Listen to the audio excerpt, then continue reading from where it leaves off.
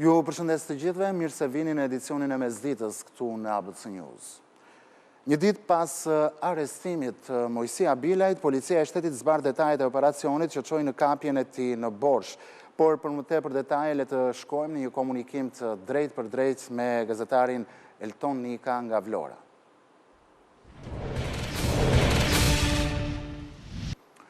Elton, të përshëndes, çfarë detajesh të reja ke arritur ti të mësosh pas arrestimit të Mojsi Abilajt? Kush janë personat e tjerë të arrestuar në këtë aksion? Atëherë edhe sot policia e shtetit, siç e thatë ju, ka dalë tashmë në një njoftim zyrtar referuar pikërisht arrestimit të Mojsi Abilajt të kryer mbrëmjen e dieshme në një beach bar në zonën e Borshit, një beach bar i cili ishte në pronësi të familjarëve të vet. Tashmë Abilaj është përcjell gjatë mbrëmjes së dieshme në masat rrethta sigurie në drejtorinë e policisë së qarkut të Vlorës, ndërkohë që aksioni është kryer nga drejtoria e policisë së Vlorës, por dhe nga forcat operacionale të policisë së shtetit, një raportim i këtyre dy strukturave duke bërë të mundur lokalizimin dhe pas arrestimin e 48 vjeçarit Mojsi Abilaj. Ajo çfarë është e re që mund të thuhet gjatë ditës sotme lidhet me faktin se së bashku me të është arrestuar dhe një 46 vjeçar nga Saranda, Edmond Ahmeti, por dhe është proceduar penalisht një shtetas italian 70 vjeçar. Të dy këta shtetat, sipas informacioneve nga policia, ndodheshin në të njëjtin vend apo në të njëjtin tavolinë ku ndodhej dhe Mojsi Abilaj. 46 vjeçari nga Saranda është arrestuar më pas, ndërsa për 7 vjeçarin është nisur dhe procedimi në gjendje të lirë. Tashmë për Abilajn, arrestimi është kryer të paktën si dhe pas njoftimit zyrtar nga policia e Vlorës me qëllim ekstradimi drejt shtetit italian, ndërsa është dënuar me mbi 12 vjet burg nga gjykata e Katanias në Itali për trafikim të lëndëve narkotike. Por ndërkohë, në momentin e arrestimit dhe përcjelljes së tij drejt drejtorisë vendore të policisë së qarkut të Vlorës, i është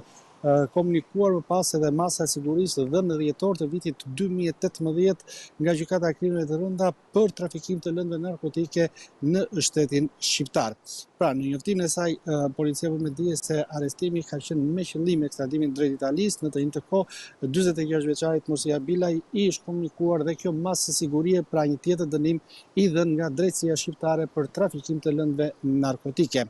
Abilaj, siç e thash, është shoqëruar, drejt drejtorisë policisë së qarkut të Vlorës gjatë mbrëmjes së dieshme, ndërsa mbetet për të parë, ndërsa gjatë ditës sotme apo në ditën në vijim do të përcjellet apo do të shoqërohet më pas në Tiranë, ku do të bëhet më pas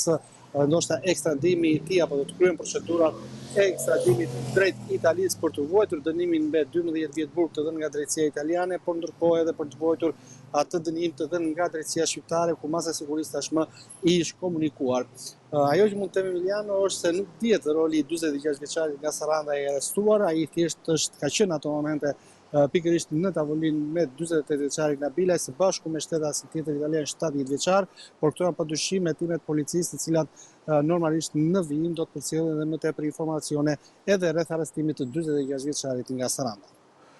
Faleminderit Elton Nika për këtë komunikim të drejt për drejt nga Vlora. Ndërkohë, prova të reja kanë zbuluar lidhjet kriminale të biznesmenit Ilir Shtufi me grupe të rrezikshme trafikantësh ndërkombëtar droge dhe si ai ndihmonte të pastronin parat në Tiranë në shkëmbim të larjes borxheve prej tyre. Prej këtyre hetimeve u zbuluan edhe lidhjet e Koçekut me Artur Sheun dhe u zbuluan transaksionet e dyshimta mes tyre çka sollën edhe hapjen e hetimeve. Ilir Shtufi është edhe miku më i ngushtë i djalit Sali Berishës, i cili thotë se jeton me qira në një nga vilat në zonën më luksoze të Shqipërisë, prona që janë sekuestruar nga SPAK. Emri i Shtufit përflitet si edhe lidhja më e fortë e djalit ish kryeministrit. Operacioni i prokurorisë së posaçme për goditje në një grupi të strukturuar kriminal që trafikonte kokainë nga Amerika Latine drejt Bashkimit Evropian, nxori në palë lidhjen e trafikantëve me disa biznesmen të fuqishëm në Shqipëri, mes të cilëve Ilir Shtufin që arrestua një ditë më parë në shtetin grek. Fasada e krijuar ndër vite nga biznesmeni Shtufi u rrëzuar nga organi akuzës që provoi se ky i fundit pastronte paratë një grupi kriminal që ka trafikuar tonelata me kokainë në 10 episode. Dokumenti që ABC ka siguruar tregon qartazi lidhjen e ngushtë të Ilir Shtufit me Luciano Koçekun, njëri prej krerëve të grupit kriminal, si dhe të gjithë skemen e pastrimit të parave të pista nga biznesmeni i njohur, lidhje ngushtë e familjes së Sali Berishës. Prokuroria e posaçme krahas provave të mbledhura e mbështet hetimin edhe te deklarimi i Erion Alibejt, personi i cili ka statusin bashkëpunëtor i drejtësisë në dosjen Plumbi Art. Në datë 3 mars të vitit 2021, Alibej është marrë në pyetje në SPAK në lidhje me këtë çështje ku ka sqaruar lidhjet me Ilir Shtufit dhe Luciano Koçekut, i njohur ndryshe me emrin Artur Koçeku. Ilir Shtufi, në periudhën që ka lidhur shoqëri me Artur Koçekun, ka pasur rritje të aktivitetit të tij ekonomik, ku më parë ka pasur borxhe, të cilat ishin vendosur nga persona të ndryshëm, si dhe ka pasur probleme me shitje të pasurive nga 2 herë,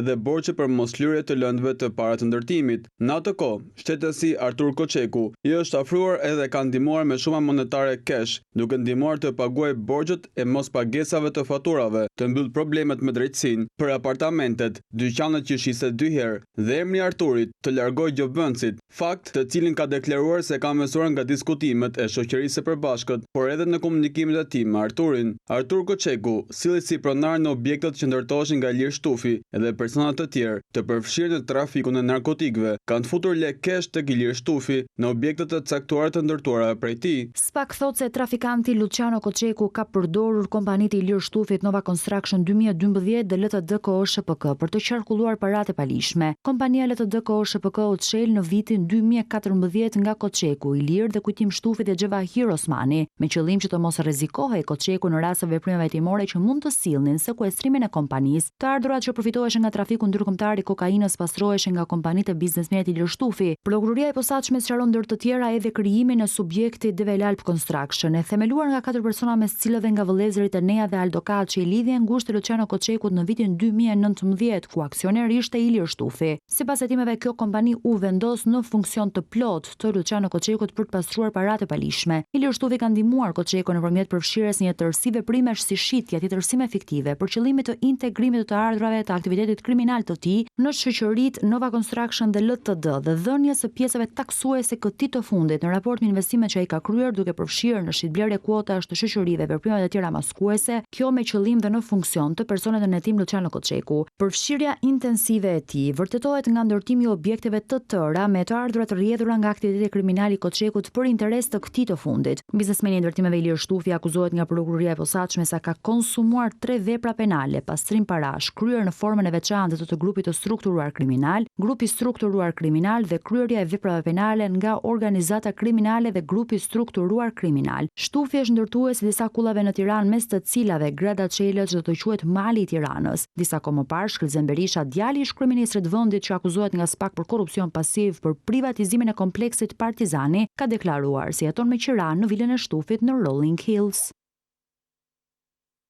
Ndërkohë në këto momente është duke u zhvilluar procesi gjyqësor në gjykatën e posaçme për këtë grup të fuqishëm të trafikut të drogës. Bleona Sari është duke ndjekur nga afër, shkojmë në komunikim të drejt për drejt me të. Bleona, kur ka nisur seanca gjyqësore ndaj këtij grupi të fuqishëm të trafikut të drogës dhe çfarë ke arritur ti të mësosh deri në këto momente? Të përshëndes Emiliano, 2 ditë pas operacionit që SPAK dhe Policia e Shtetit finalizuan me të paktën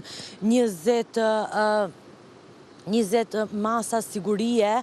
sot do zhvillohet seanca gjyqësore këtu në gjykatën kundër korrupsionit dhe krimit të organizuar, e cila ka nisur rreth orës 9 të mëngjesit. Ne në fakt jemi vendosur këtu për vetë para të mëngjesit, ndërkohë që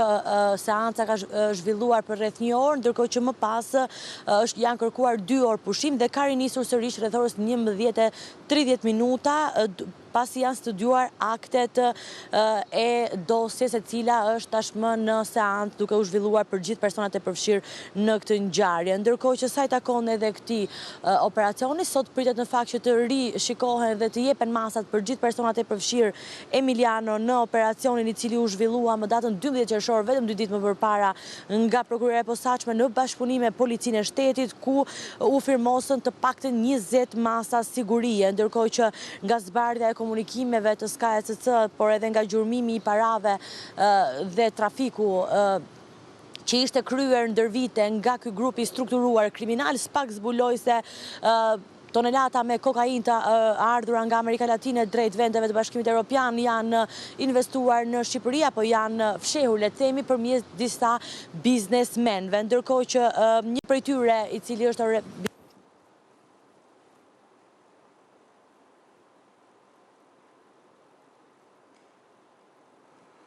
Mirë, jemi drejt për drejt me gazetaren Bleona Sari, e cila është duke ndjekur nga afër seancën e parë gjyqësore ndaj këtij grupi të fuqishëm të trafikut të drogës, e cila po zhvillohet në këto momente në gjykatën e posaçme. Është një proces gjyqësor i cili ka nisur rreth orës 9 të mëngjesit ditës së sotme. Ka qenë një operacion i SPAK vetëm 2 ditë më parë, ku ka lëshuar 20 urdhër areste, mes tyre edhe biznesmen të njohur, siç është Ilir Shtufi, një biznesmen i njohur në fushën e ndërtimit. Është dhënë masa e arrestit me burg për të, por gjithashtu Ilir Shtufi njihet edhe si një lidhje e afërt e djalit të ish kryeministrit Berisha, Shkëlqen Berisha. Jemi sërish me gazetaren Bleona Sari. Po, Bleona. Po, Emiliano, ndërkohë që po të regoja për të rikujtuar edhe për publikun, por edhe në sajtë dosjes që tashmë është duke u zhvilluar nga prokuroria e posaçme, 2 ndër biznesmenët që rezultojnë të përfshirë në trafikun e kokainës, por dhe në investime si ndërtues pallatesh në Shqipëri, përveç biznesmenit Ores Sota, i cili u vu në pranga, ishte dhe personi tjetër identifikuar si Ilir Shtufi, është një prej biznesmenëve i cili deli përfshirë në këtë dosje dhe që dyshohet se pastronte para të grupit kriminal që drejtoheshin në fakt nga 2 vëllezërit Koçeku, që vetëm një ditë më parë në fakt Emiliano u arrestuan në shtetin grek, ku ju komunikua dhe masa e sigurisë arrest me burg. Ilir Shtufi në fakt njihet si mik i ngushtë i familjes Berisha, saktësisht i Shkëlqenit, djalit të ish kryeministrit të vendit Sali Berisha, ndërkohë që vetëm pak muaj më parë ky i fundit ka deklaruar se jetonte me qira në një prej vilave që në fakt nga kjo dosje rezulton se i përket pikërisht biznesmenit Ilir Shtufi. Ndërkohë që gjithashtu i përfshirë në këtë dosje ka qenë edhe biznesmeni Artur Shehu, i cili është i përmendur së fundmi në dosjen e Zvërnecit. Emiliano, kjo duhet theksuar, ndërkohë që është pallur në kërkim pasi nuk rezulton të jetë në Shqipëri. Dhe nga verifikimet e kryera nga institucionet në sistemin TIMS, rezulton që nuk ndodhet për disa kohësh në Shqipëri. Artur Shehu po ashtu parashit se prej vitesh jetonte jashtë vendit, ai vinte dhe ka qenë në fakt në sajtë dosjes dhe të çfarë ka rezultuar nga hetimet, ka qenë në kontakt me 2 vëllezërit Koçeku, ku së bashku me disa persona të tjera akuzohen se kanë kaluar ngarkesa të mëdha dhe sasi shumë të mëdha me tonelata të kokainës nga Amerika Latine drejt vendeve të Bashkimit Evropian, por si nga vendet si Ekuadori, Bolivia, Paraguay, Uruguay dhe vendet të tjera si këto, duke transportuar drejt vendeve të Bashkimit Evropian. Ndërkohë që këto të ardhura, Emiliano, dyshohet se janë investuar pikërisht pra nga ajo çfarë edhe dosja që po hetohet tashmë nga SPAK, janë investuar në biznese kryesisht dhe në ndërtime pallatesh. Ndërkohë që sipas informacioneve edhe të dosjes, 15 masa sigurie u lëshuan para 2 ditësh pra të firmosura nga SPAK, ndërkohë që 5 të tjerë u deklaruan se janë në arrest shtëpie. Po ashtu në kuadër të këtij operacioni janë sekuestruar 10 pasuri të palueshme, kryesisht vila, apartamente, po ashtu dhe llogari bankare, ndërkohë që në datën është sekuestruar dhe një shumë për 128 milion euro. Në fakt kjo ka të bëjë dhe me çështjen e Zvërnecit. Është një shumë e cila është bllokuar në fakt që në datën 10 qershor, ndërkohë që SPAK tashmë ka në hetim këtë dosje të cilën e ka cilësuar, le të themi, si një grup të strukturuar kriminal. Pritet që edhe jemi në ndekje të seancës dhe pritet që të shohim se çfarë masa do të jepen për të gjithë personat e përfshirë në këtë dosje, Emiliano. Faleminderit Bleona Sari për këtë komunikim të drejt për drejt.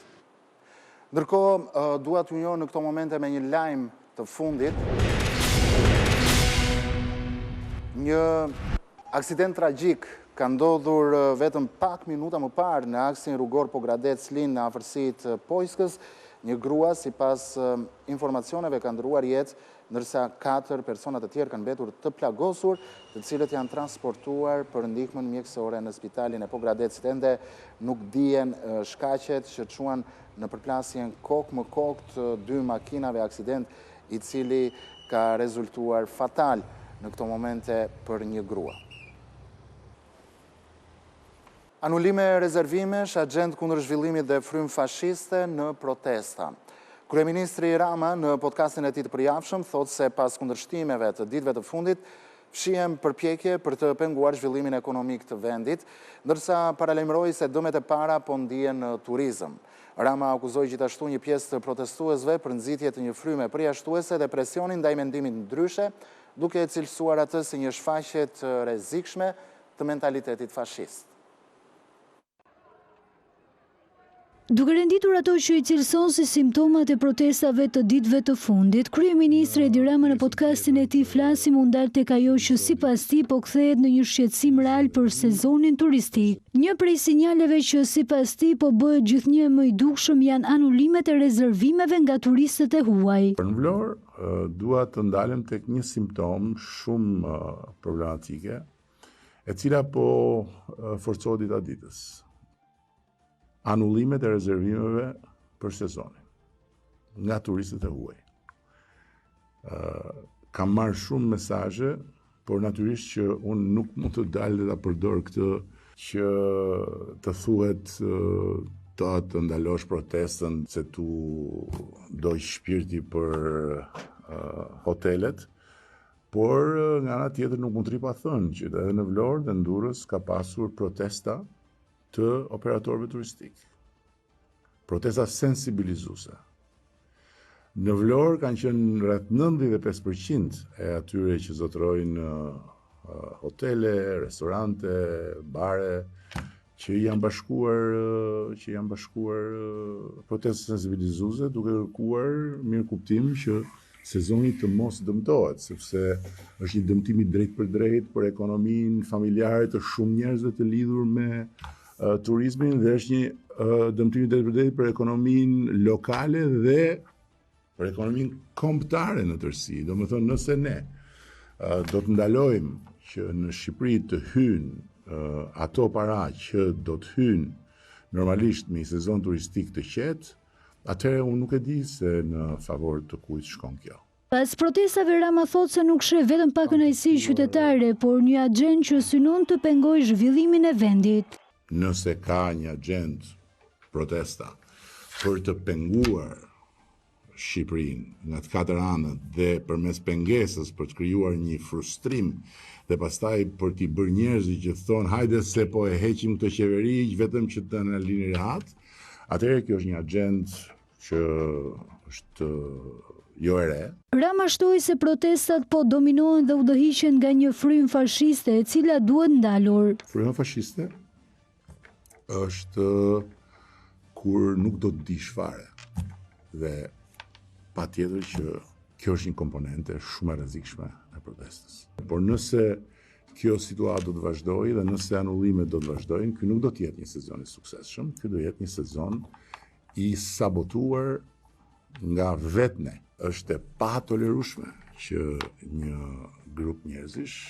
që një forcë njerëzish, që një parti apo një konglomerat partish, apo që nuk e di quani si doni, të imponohet pjesës tjetër duke i thënë që o do mendosh kështu si unë do të të sakatoj dhe kjo duhet ndalur. Kreu i qeverisë u ndal edhe tek 35 vjetori i Partisë Socialiste, duke cilësuar atë si një moment të veçantë reflektimi për të ardhmen e vendit, duke theksuar se Shqipëria ndodhet sot në pozitën më të mirë që ka pasur ndonjëherë. Ky 35 vjetor na gjeti edhe në